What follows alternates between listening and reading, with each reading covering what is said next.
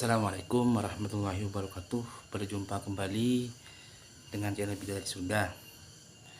Mudah-mudahan yang menyimak dan menyampaikan mudah-mudahan menjadi amal jariah, dan tentunya semuanya langkah kita semuanya mudah-mudahan ternilai ibadah oleh Allah Subhanahu wa taala. Insyaallah ketika sudah ternilai ibadah, insyaallah akan dapat ridhonya Allah Subhanahu wa taala. Dengan ridhonya insyaallah kita semua akan mendapatkan surga oleh Allah Subhanahu wa taala. Amin. Nah, langsung saja, ini hanya jawaban saja dari barusan saja ketika ngupload konten sebelumnya. Channel official cerita kita itu tanya, kalau umroh tapi hasil uangnya pinjam dari bank itu bagaimana? Begini ya, umroh, haji, terus apalagi lain-lain sudah ya, artinya ke Mekah. Wajib dalam Islam ini, yang wajib kita laksanakan ini ya, saya runtut dulu ya, saya akan perjelas dulu. Runtutannya begini: dalam Islam yang wajib kita lakukan, yang wajib kita laksanakan itu ada 5. Ada 5 sahabat cerita official kita. Apa saja? 1 yaitu membaca syahadat, asyhadu an la ilaha illallah wa asyhadu anna Muhammad Rasulullah. Itu mutlak, tidak bisa diganggu gugat. Itu wajib kita ucapkan, wajib kita ucapkan dalam lisan, wajib kita benarkan dalam hati. Selama kita lisan ini berucap la ilaha illallah Muhammad Rasulullah, dan hati ini membenarkan kebenaran Allah, bahwa tidak ada Tuhan selain Allah, dan bersaksi Muhammad ada Rasulullah, membenarkan dalam hati, mengucapkan lisan, itu kewajiban yang sudah kita laksanakan. Yang pertama. Yang kedua, sholat.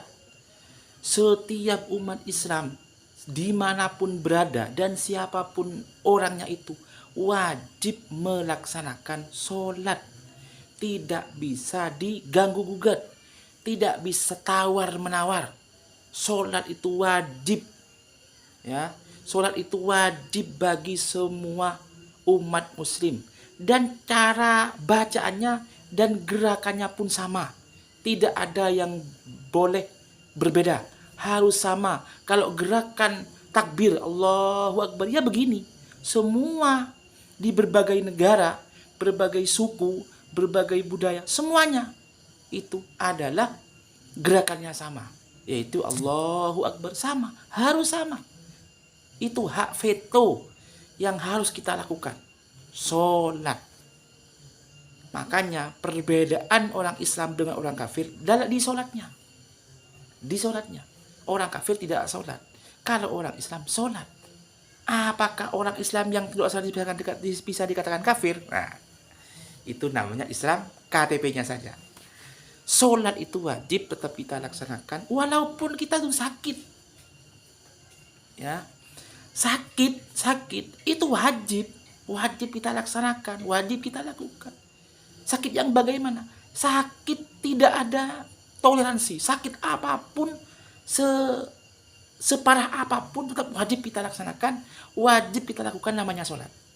Kecuali sudah tidak ingat, kecuali sudah kita lupa cara berwudu, lupa cara melaksanakan sholat, lupa cara untuk makan, lupa cara untuk minum, itu semua sudah lupa, sudah tidak apa-apa.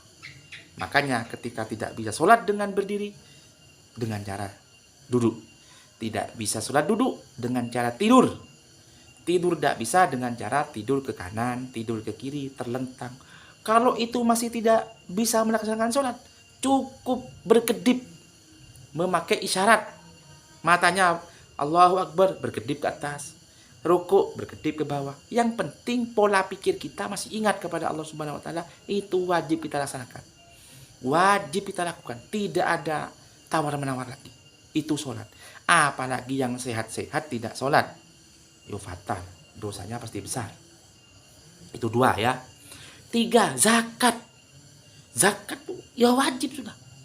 Tidak bisa ditawar-menawar juga. Zakat, ingat ya, zakat itu ada 2 ya. Zakat itu ada Dua, ada zakat mal, zakat harta, ada zakat fitrah, zakat yang dikeluarkan Idul Fitri. Itu wajib, tidak bisa diganggu gugat, tidak bisa ada tawar menawar. Lakukan, laksanakan. Tiga, empat, puasa. Ya, puasa sebentar lagi 3 bulan 4 bulan lagi kita melaksanakan puasa. Wajib kita laksanakan, wajib kita lakukan. Tidak ada tawar menawar. Itu apa? Kewajiban. Rukun Islam itu ada 5. Yang ini sudah. Rukun itu apa? Sesuatu yang harus kita kerjakan. Rukun namanya. Ya, apa namanya rukun? Sesuatu yang harus kita kerjakan. Nah, 4. 5, naik haji. Nah, ini ya. Ini kaitannya dengan pertanyaannya cerita kita, official cerita kita. Ya, yang nomor 5 adalah naik haji. Tapi di bawahnya ada kata-kata naik haji bila mampu. Kalau tidak mampu, tidak wajib haji. Cukup hajinya ke masjid sebanyak 41 Jumat. Perkiraan 3 tahunan. Baru pahalanya sama dengan naik haji. Kan apa? Itu. Kalau di ansitu itu fuqara wal masakin. Hajinya orang fuqara wal masakin itu ya ke masjid.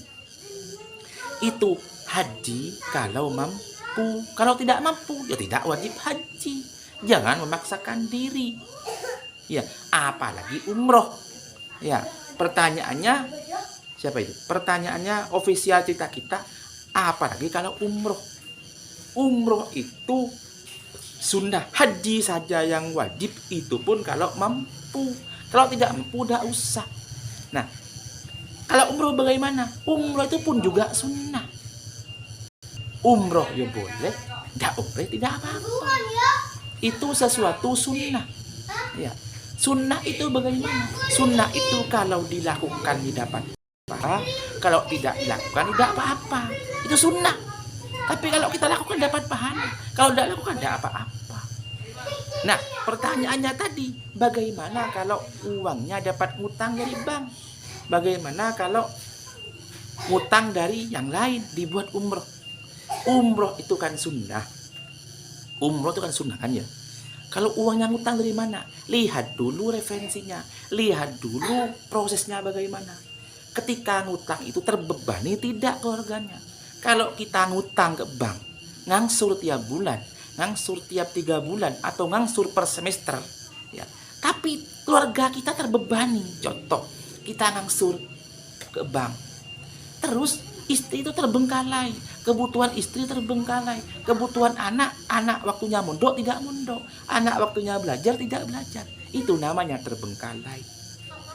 Nah, lebih bagaimana? Lebih mengutamakan anak dan istri. Umrohnya ditunda.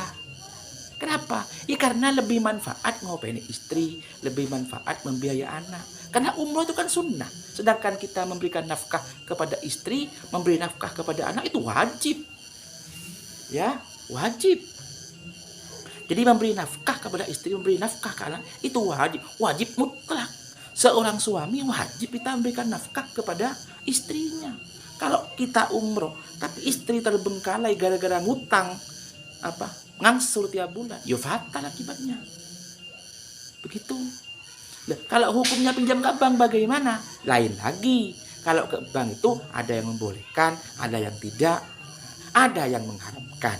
Begitu, ya, begitu. Official cerita kita, ya. Bisa dipahami ya.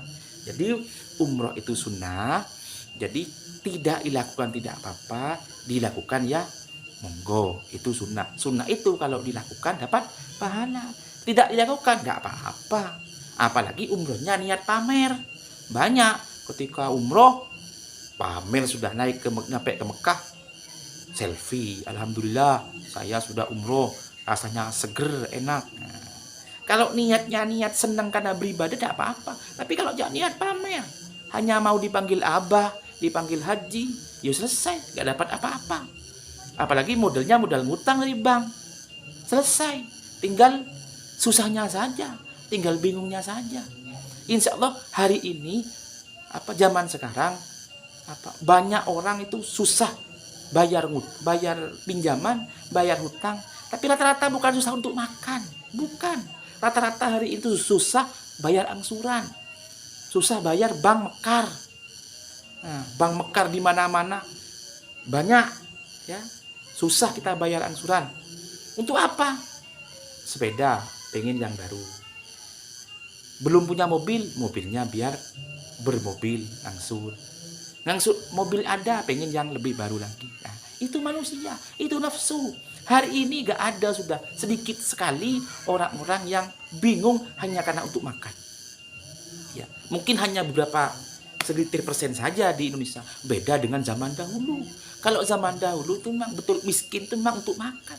Kalau sekarang kita susah kadang-kadang memang rata-rata terbelit dengan angsuran, terbelit dengan bank. Karena bank tiap saat, tiap rumah sudah punya tanggungan bank.